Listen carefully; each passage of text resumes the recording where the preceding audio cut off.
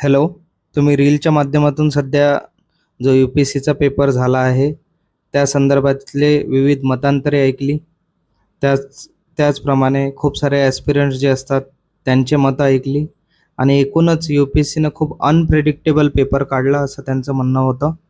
आता या संदर्भात विविध लोकांनी क्रिटिसाइज केलं किंवा वेगळ्या दृष्टिकोनातून हा मुद्दा मांडण्याचा प्रयत्न केला. मी माझ्या दृष्टीने याचा पर्स्पेक्टिव्ह ॲनालिसिस वेगळ्या अँगलनं केला आहे आणि येणाऱ्या फ्युचर जनरेशनला की जे ही एक्झाम प्रिपेअर करू इच्छिता त्यासाठी यामध्ये इम्पॉर्टंट लेसन लपलेला आहे आणि तो तुम्ही व्यवस्थित बघा आणि डिटेल ॲनालिसिस यामध्ये केला आहे. त्यामुळे या व्हिडिओला ॲटलिस्ट जे ॲस्पिरंट आहे, जे यू पी एस सी करू इच्छिता त्यांनी बघावं अशी आशा करतो. चला तर मग व्हिडिओला सुरुवात करूया. सर्वात अगोदर बघूया यू पी एस सी म्हणजे काय, नेमकं हे लोक करतात काय. आता यू पी एस सी म्हटलं म्हणजे एक रिक्रुटमेंट बॉडी आहे. रिक्रुटमेंट बॉडी म्हटलं म्हणजे हे लोक निवडतात. त्या लोकांना आपण सिव्हिल सर्वंट्स म्हणतो. सिव्हिल सर्वंट्स एकदम जनरल लँग्वेजमध्ये आपण यांची मानसिकता समजून घेऊ आणि विविध मुद्द्यांना आपण छेडू. U P S C recruiting body आहे, लोक निवडतात, त्यांना आपण सिव्हिल सर्वंट म्हणतो. आणि एक जनरल परसेप्शन असते की ह्या सिव्हिल सर्वंटनी कसं राहावं, जे आपण म्हणतो अधिकार वर्गांनी कसं राहावं किंवा अधिकारी एक कसा असावा, त्याला जनरल नॉलेज किंवा जनरल अवेअरनेस असावं असं आपल्याला वाटते. दुसरं, त्याचे फंडामेंटल्स खूप स्ट्रॉंग असले पाहिजे. फंडामेंटल्स म्हणजे ज्याचे मॉरल, इथिक्स, त्याची अकाउंटेबिलिटी ह्या गोष्टी खूप जागेवर राहायला पाहिजे. त्यानंतर त्याला रिअलायझेशन असलं पाहिजे, कारण अल्टिमेटली ज्याला तो सर्व करणार आहे, सामान्य लोक, त्याच्याबद्दल त्याच्या मनात करुणा असली पाहिजे, इम्पॅथी असली पाहिजे. या संदर्भात सर्व रिक्रूट करण्याचं काम ह्या बॉडीचं आहे. आता असं होत असताना ही बॉडी एक्झाम घेते. आता एक्झाम 3 टप्प्यात होते. ही एकदम बेसिकपासून आपण समजून घेऊ. एक्झाम किती टप्प्यात होते? 3 टप्प्यात. पहिलं प्रिलिम, मेन्स आणि इंटरव्ह्यू. प्रिलिम, मेन्स आणि इंटरव्ह्यू. आणि अशी अशी अशी अपेक्षा असते यांच्याकडून की यांनी व्यवस्थित, पारदर्शकपणे, त्याचप्रमाणे कोणावर इनजस्टिस होणार नाही याप्रमाणे रिक्रुटमेंट करावं. यासाठी ही बॉडी जाणली जाते. आता बघूया प्रॉब्लेम काय. आता सर्वात अगोदर role of U P S C बघून घ्या. सर्वांना इक्वल संधी मिळेल याप्रमाणे पेपर सेट होईल अशी यू पी एस सीकडून अशी आपल्याला अपेक्षा असते. दुसरी गोष्ट, सर्वांना जस्टिस मिळेल या संदर्भात सुद्धा यू पी एस सीनं काम करावं असं प्रत्येकाचं मन असते. आणि हे सर्व होत असताना ट्रान्सपरन्सी असावी. रिसेंटली तुम्ही सुप्रीम कोर्टपर्यंत ही केस गेली होती की यांनी प्रिलिमची जी आन्सर की आहे ती पब्लिश करावी. हा एक मुद्दा. चौथी गोष्ट, अकाउंटेबिलिटी. पेपर काढला, मुलांनी पेपर दिला, आम्हाला 10,000 जण पाहिजे आणि आमचं काम संपलं, असं ही अकाउंटेबिलिटी आहे का? दुसरी गोष्ट, या सर्व बॉडी, आतापर्यंत तुम्ही जेवढेही एक्झाम प्रिपेअर करत असाल, एक ॲस्पिरंट असाल तर तुम्हाला एक गोष्ट चांगली माहिती आहे की यार 1 वर्ष देऊ आपण, 2 वर्ष देऊ किंवा 3 वर्ष देऊ, मात्र यू पी एस सीच करू. कारण काय होतं याचं? ट्रस्ट. आता या वर्षीचा पेपर आणि मागील 2-3 वर्षाच्या पेपरमधून ही गोष्ट खूप ॲस्पिरंट्सची कमी झाली आहे. आता नेहमी ॲस्पिरंट्स का बरं म्हणत आहे मी?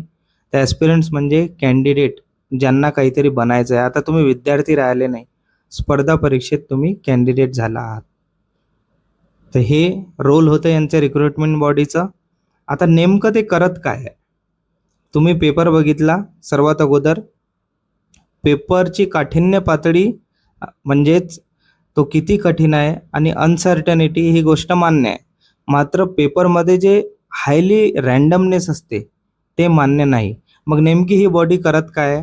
तर वर्करनी पाहता किंवा प्रत्यक्षात तुम्ही जर ऑब्झर्व केलं, प्रत्येक वर्षाची लिस्टसुद्धा बघितली, तर तुम्हाला असं लक्षात येईल की you P S C he body elite club रिक्रुटमेंटची body झालेली आहे. म्हणजे आपल्या समाजाच्या वरच्या पातळीवर जे आहे, ज्यांच्याजवळ धन आहे, पैसा आहे, जे वेळ देऊ शकता, फक्त ते लोक यू पी एस सी करत आहे का किंवा त्यांचं सिलेक्शन होत आहे का, हा एक डाऊट आहे.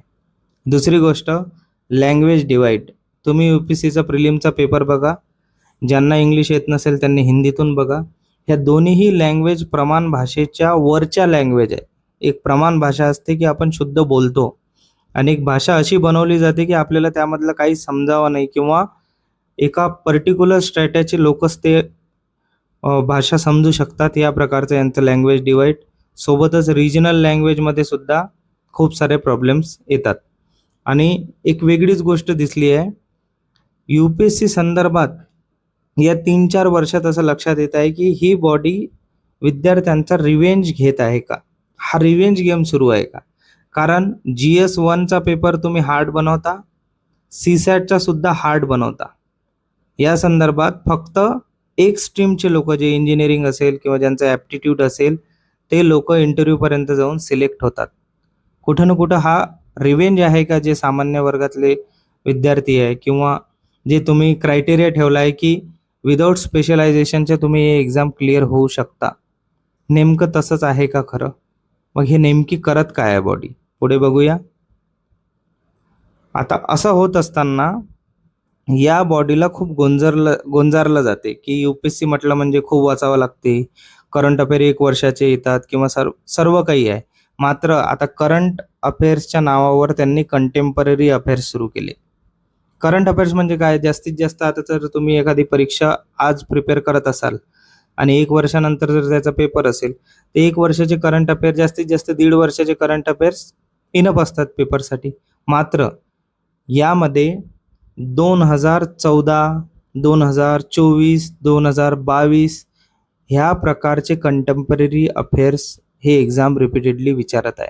मग यामधून शंका उत्पन्न होते की नेमकं यांना विद्यार्थ्यांकडून हवं काय आहे? दुसरी गोष्ट, सध्याच्या या 2-3 वर्षाच्या पेपरमध्ये एक बारीकशी एक थिन लाईन त्यांनी एस्टॅब्लिश केली आहे की जर तुम्हाला ही एक्झाम पास व्हायचं असेल तर गव्हर्नमेंट सोर्सवर तुम्ही जास्त भर द्या, जसं PIB वेबसाईट झाली. आता PIB वेबसाईट काय आहे? Press information bureau. यामध्ये गव्हर्नमेंट डे टू डे लाईफमध्ये जे प्रेस रिलीज करते, एखादी स्कीम झाली किंवा काय झाली, त्या संदर्भातली एक पोर्टल म्हणजे PIB. आता असं होत असताना तुम्ही म्हणाले सामान्य गोष्ट आहे, मात्र नाही, सामान्य नाही.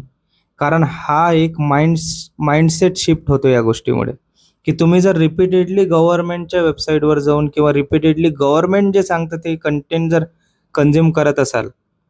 जनरली यात काय होत होतं की PIBने एखादी गोष्ट पब्लिश केली, जे रेप्युटेड न्यूजपेपर राहायचे ते त्यावर मतांतर मांडून ती न्यूज आपल्यापर्यंत पोहोचवायची. म्हणजे 9 ते 10 व्ह्यू आपल्याला मिळत होते ॲट अ टाईम. मात्र आता होत काय आहे? आता होत एकच गोष्ट आहे की सध्याच्या कंडिशनला आपला माइंडसेट हा शिफ्ट होत आहे आणि कुठे ना कुठं प्रो गव्हर्नमेंट स्टान्स तुम्ही घ्या बा. ह्या हिशोबानं तुम्हाला जर सिव्हिल सर्वंट व्हायचं असेल तर तुमचा माइंडसेट आमच्या माइंडसेटशी मिळावा, या प्रकारची एक थिन लाईन या एक्झामच्या माध्यमातून लक्षात येत आहे. तर सर्वात पहिला ट्रॅप आहे करंट अफेअर्सचं नाव सांगून कंटेम्पररी अफेअर विचारणं, ग्रेट ट्रॅप. त्यापेक्षा आहे माइंडसेट शिफ्ट, आणि सर्वात मोठा आहे डमी सिलेबस. यांचा सिलेबस 10-15 वर्षापासून बदलला नाही.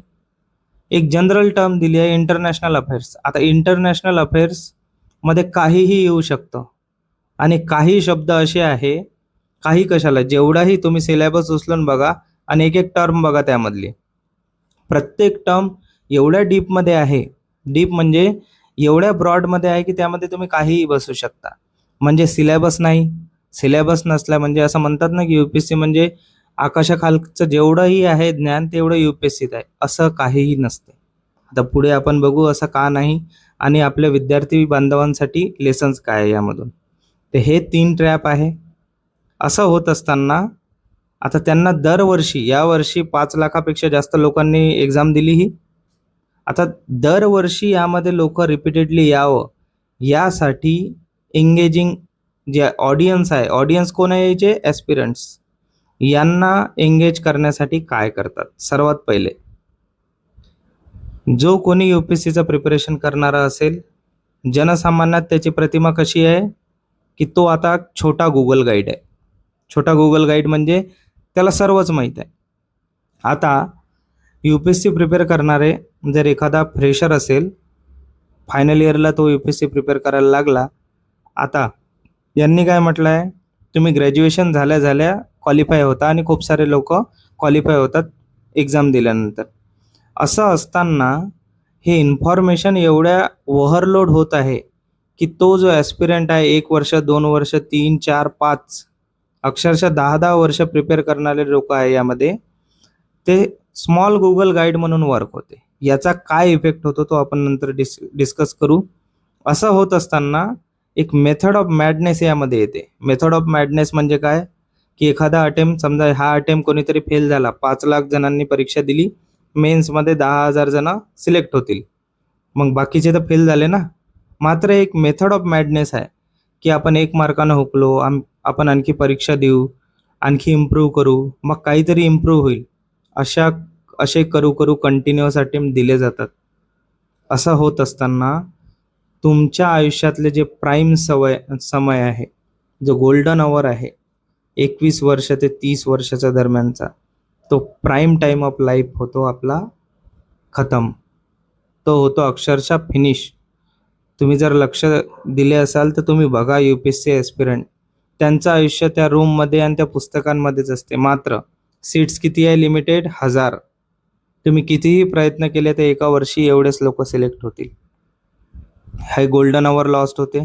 त्यानंतर एक गोष्ट नेहमी निग्लेक्ट होत असते यामध्ये, की ओव्हरऑल पर्सनॅलिटी जी असते, खास करून माइंडसेट, तो त्या ॲस्पिरंटचा UPSC देतानाचा आणि UPSC मधून बाहेर पडला जेव्हा तो पडतो, एक फेल्युअर म्हणून जेव्हा तो बाहेर पडतो, तेव्हा कम्प्लिटली चेंज झालेला असतो. कम्प्लिटली चेंज म्हणजे त्याला ही एक्झाम फेल झाल्यामुळे स्वतःबद्दल शंका आलेली असते, स्वतःबद्दल डाऊट आलेले असतात.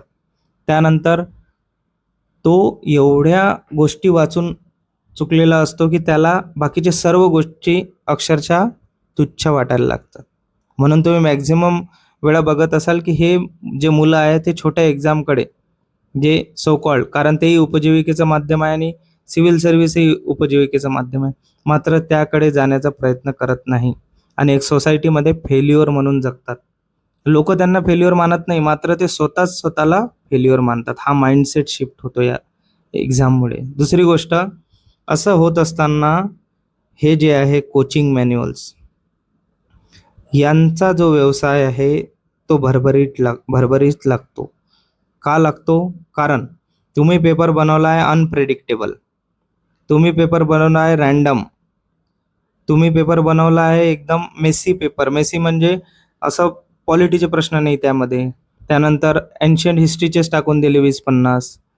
त्यानंतर मॉडर्न इंडियाचेच प्रश्न नाही. असं होत असताना जे कोचिंग मॅन्युअल्स आहेत ते स्वतः, हे सर्व कोचिंग का बरं आपण लावतो? मूळ कारण काय आहे कोचिंग लावायचं? ती आहे भीती.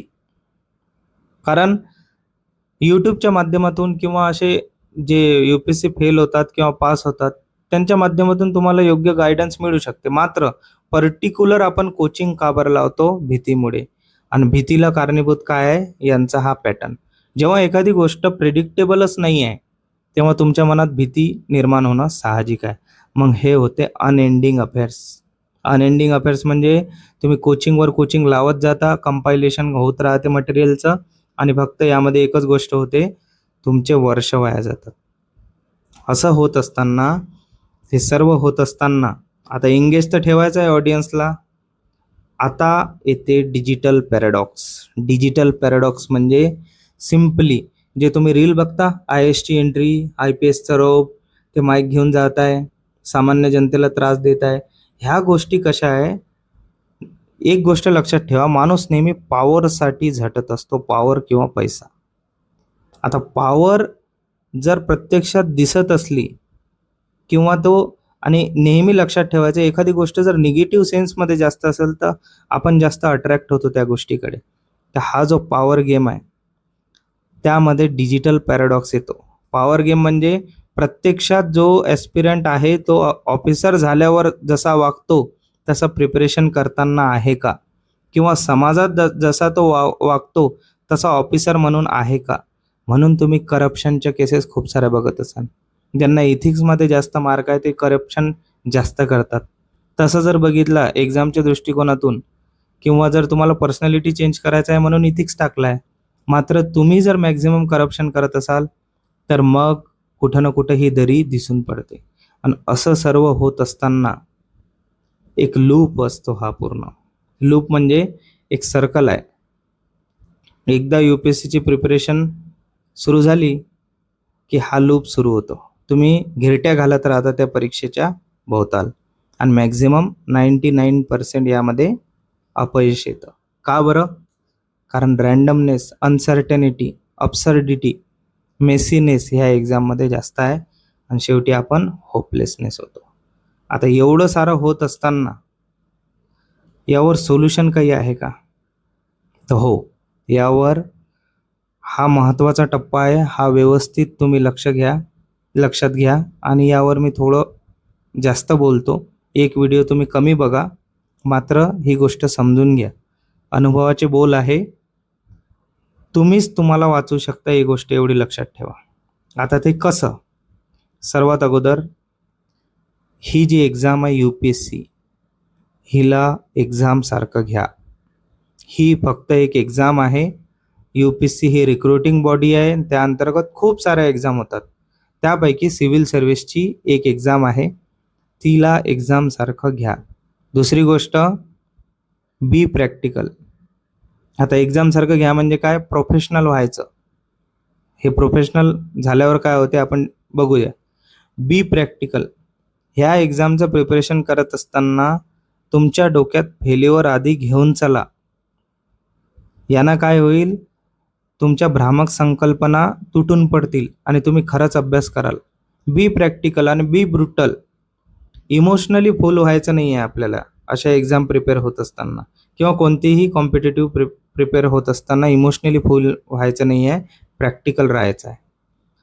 तिसरी महत्त्वाची गोष्ट, तुम्ही यंग असाल 21-22 किंवा एजेड असाल किंवा जॉबवर असाल, काहीही असाल, तुमच्या बाउंड्र्या डिसाईड करा की ही एक्झाम तुम्ही 1 वर्ष, 2 वर्ष, 3 वर्ष, किती वर्ष प्रिपेअर करणार आहे. कारण मी जज करू नाही शकत तुम्ही किती वर्ष एक्झाम प्रिपेअर करणार आहे. पण माझ्या दृष्टीने जर बघितलं, 3 इयर्स मॅक्झिमम आहे हे एक्झाम प्रिपेअर करायला. त्यामुळे तुम्ही तुमच्या बाउंड्र्या ठरवून घ्या. चौथी गोष्ट सर्वात इम्पॉर्टंट, हे सर्व होत असताना आपल्यासाठीच आहे, एवढं लक्षात घ्या. आपल्यासाठी म्हणजे कसं? तुम्ही हे सर्व अचीव करून सुद्धा तुम्हाला जर काहीच प्राप्त झालं नाही, तर आता तुम्ही म्हणा हे अचीव केल्यानंतर मला सर्वच तर प्राप्त होईल. नाही, तुमची हेल्थ मॅटर करते. एवढं इनॉर्मस प्रेशरमध्ये तुम्ही असतात, प्रिलिम, मेन्स, इंटरव्ह्यू, त्यानंतर हे रिपीटेडली लूप. तुमची हेल्थ मॅटर करते. हेल्थवर जास्त इन्व्हेस्ट करा. कारण एन्जॉय तुम्ही कसं करणार? हेल्थच्या माध्यमातूनच. हे होत असताना आपण आतापर्यंत थोडं क्रिटिकल झालो होतो UPSC संदर्भात. तर एवढं लक्षात ठेवा, ती एक्झामसारखी एक्झाम आहे. एक्झामसारखी एक्झाम असल्यामुळे तुम्ही प्रोफेशनल राहणं साहजिक आहे आणि तुम्ही प्रोफेशनलच राहायला पाहिजे. एकदम मनाला लावून नाही घ्यायचं. जर एका सोर्समधून क्वेश्चन येत नसेल, सोर्स बदला. जर तुम्हाला काहीच समजत नसेल तर त्यांचेच क्वेश्चन पेपर पुन्हा पुन्हा लावा, PYQ. असं होत असताना एक तुमचा बेस बनवा. ही एक्झाम जरी अब्सर्ड असली, मेसी असली, ही एक्झाम जरी सिलेबसला धरून काही विचारत नसली, मात्र भारतातल्या हजारो अशा एक्झाम आहे ज्या त्याचा बेस विसरत नाही. ती अपॉर्च्युनिटी तुम्ही मिस करू नका. 1-2 वर्ष डेडिकेटेडली UPSCचा अटेम्प्ट दिल्यानंतर, तुमचे फाउंडेशन स्ट्रॉंग झाल्यानंतर तुम्ही अदर एक्झामसुद्धा प्रिपेअर करा. अदर एक्झाम म्हणजे कोणकोणत्या आहे? SSCच्या एक्झाम प्रिपेअर करू शकता, किंवा UPSC थ्रू खूप साऱ्या एक्झाम आहे. CAPFची एक्झाम प्रिपेअर करू शकता, किंवा स्टेट गव्हर्नमेंटच्या एक्झाम्स खूप साऱ्या प्रिपेअर करू शकता. कारण अल्टिमेटली आपण जॉब मार्केटमध्ये आलो आहे इथं गव्हर्नमेंटच्या, तर तुम्हाला जॉब पाहिजे ना, एक स्टॅबिलिटी पाहिजे. त्यामुळे तुम्ही, आणि विशेष म्हणजे काय आहे यामध्ये, जेव्हा आपण प्रॅक्टिकल म्हणतो तर व्हॉटेवर तुमची कॅटेगरी असेल, काहीही असेल, जेवढे अटेम्प्ट आहे, जर तुम्हाला घ्यायचंच आहे, तुम्ही तेवढे अटेम्प्ट युटिलाइज करा. मात्र एक जॉब घेऊन, एक स्टॅबिलिटी घेऊन, हे तुमच्या खूप कामात पडेल. तुम्ही मेंटली स्ट्रॉंग होऊन जाल. दुसरी गोष्ट, तुमची टाईमलाईन तुम्हाला स्वतःला ठरवायची आहे. स्वतःला कसं ठरवायचं आहे? आता हे फक्त UPSCसाठी नाही आहे. तुम्ही गव्हर्नमेंटच्या एक्झाम देताय, शेवटपर्यंत तेच देत राहाल का? नाही, तसं करायचं नाही. यासाठी तुम्ही तुमची टाईमलाईन ठरवा की ह्या टाईमलाईनमध्ये मी ही गोष्ट करेल. आणि ही गोष्ट होत असताना तुमचं वय वाढत आहे, एवढं लक्षात ठेवा. वय वाढत असताना मिनिमम डिग्री जर तुम्ही घेतली असेल तर वरचं एज्युकेशन घ्या, आणखी BA झाले असेल तर MA व्हा, मास जर्नलिझमचा कोर्स करा, AI फील्डमध्ये असाल तर त्या संदर्भात करा, किंवा तुम्हाला सिंपल सांगतो, हार्ड स्किल एक्वायर केल्यापेक्षा सॉफ्ट स्किल एक्वायर करा. सॉफ्ट स्किल म्हणजे काय? कम्युनिकेशन स्किल तुमचं वाढवा. ह्या साऱ्या गोष्टी ह्या टाईमलाईनमध्ये येतात, की पॅरलल तुमच्या ह्याही गोष्टी सुरू आहे आणि त्याही सुरू आहे, तुम्हाला फायदा जास्त होईल. आणि एवढं सारं होत असताना आज आपण या संदर्भात बोललो, वेगळ्या पर्स्पेक्टिव्हनं बोललो, एक ॲस्पिरंटच्या दृष्टीनं बोललो. आणि एक नेहमी कसं असते, तुम्ही त्या बॉडीला कितीही क्रिटिसाइज करा, काय करा, ते त्यांचं काम करणार, उलट तुमच्यावर हसणार. आणि एक माणूस म्हणून तुम्ही त्याच्या संदर्भात काही करूही शकत नाही. हा, एक गोष्ट करू शकता, आपलं स्वप्न चेंज करू शकता. आता तुम्ही म्हणाल, ही तर खूप मोठी गोष्ट झाली, मी माझं स्वप्न कशासाठी चेंज करू? मात्र तुम्ही तुमच्या डेस्टिनीला एक चान्स द्या. तुमचा ॲप्टिट्यूड बघा. कोणी सुंदर कविता लिहित असेल, कोणी सुंदर निबंध लिहित असेल, कोणाची टीचिंग स्टाईल चांगली असेल, कोणाला तंत्रज्ञानात आवड असेल, तो छंद जपासा, ती हॉबी जपासा, तुम्हाला खूप फायदा होईल. खासकर नवीन ॲस्पिरंट जे आहे, तुमचा छंद सोडायचा नाही आहे एक्झामसाठी. कोणतीही कॉम्पिटिटिव्ह एक्झामसाठी 8 ते 10 तास इनफ राहतात इनिशियल फेजमध्ये. ते 1 वर्षाचा पिरियड म्हणत आहे मी, ज्याच्यात खरं प्रिपरेशन होते. त्यानंतर तुम्ही 3-4 तास दिले तरी चालेल. त्यामुळे हे सर्व होत असताना एकदा तुम्ही तुमच्या डेस्टिनीला चान्स देऊन बघा, खूप फायद्याचं ठरेल. आता कधी काय होते, फॉल्ट आपला नसतो, मात्र आपल्याला माघार घ्यावी लागते. आता हा व्हिडिओ बनवण्याचा माझा जो पर्पज होता, तो हे नाही आहे की UPSCला क्रिटिसाइज करू की काय करू. मात्र आपण जे सामान्य कुटुंबातले मुलं आहोत, त्यांनी जास्तीत जास्त ज्या डायव्हर्सिफाईड अपॉर्च्युनिटीज आहे आपल्या एम्प्लॉयमेंट इयरमधल्या 21 ते 30 मधल्या, त्या आपण एक्सप्लॉइट करायलाच हव्या. प्रत्येक एक्झाम द्या तुम्ही. जर गव्हर्नमेंट एक्झाम पाहिजे ना तुम्हाला, बेस सिक्युअर करून त्या गोष्टी तुम्ही अचीव करू शकता. हे होतं, आपण UPSC संदर्भात बोललो. तुम्ही हा व्हिडिओ जर पूर्ण ऐकला असेल तर कदाचित जर तुमच्या लाईफला काही व्हॅल्यू पुट झाली असेल तर चॅनलला तुम्ही सबस्क्राईब करू शकता. हे करंट अफेअर ओरिएंटेड पूर्ण चॅनल आहे. मात्र वेळोवेळी असे इश्यू जर आले किंवा स्ट्रॅटेजी वाईज काही जर असलं तर कमेंट बॉक्समध्ये तुम्ही कमेंट करू शकता. आपण त्यावर व्हिडिओ बनवू. धन्यवाद.